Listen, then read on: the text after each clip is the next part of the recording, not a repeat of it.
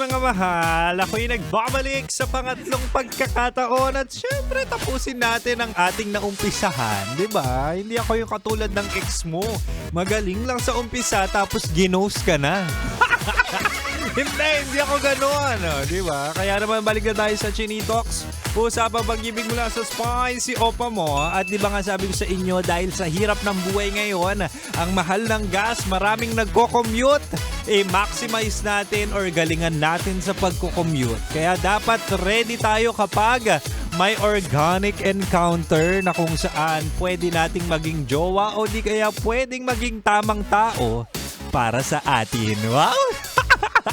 Akalain mo yun, naglandi pa si Kim Chino kapag ganitong nagko-commute ako. Anyway, sabi ko kanina mahal, ibibigay ko ang mga requirements no para ready ka sa organic encounter na sinasabi natin. Recap na tayo ha. Sabi ko kanina unang requirement, dapat ikaw ay always ready. Ito yung sinasabi natin na yung mindset mo, dapat alam mo na, di ba? Alam mo yung goal. Alam mo yung pundasyon. Dapat presentable ka kahit nagko-commute ka o di kaya bumibili ka lang ng toyo sa tindahan. Dapat yung kapag nakita ka, aba, okay to mukhang malinis, mukhang mabango. Diba? Dapat hygiene na negotiable yan kung gusto mo na magka-jowa o kung gusto mong ready ka sa organic encounter. Pangalawa mahal na requirement, dapat ikaw ay master of conversation. Ito yung sinasabi natin na dapat magaling ka magsalita, dapat may sense sa mga sinasabi mo at dapat hindi ka boring kausap. Ito na, dyan na po papasok yung sinasabi kong gagalingan natin ang pananalita, gagalingan natin ang dila. Iba ang epekto or iba ang dating kapag eloquent or hindi ka boring kausap. Sa panahon ngayon, maraming may itsura pero walang substance. Kaya wag ka na makiisa sa mga ganyang bagay. Dapat alam na natin kung paano mag-structure ng mga linyahan na talaga nga naman tatatak at makalaglag panty o di kaya makalaglag brief. Di ba?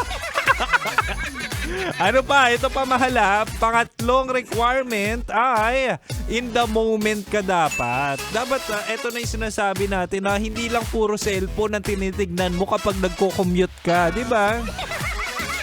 Ito yung pinakamahalagang tip Kung laging nakabaon niya mukha mo sa cellphone, ay naku sinasabi ko sa'yo, walang patutunguhan.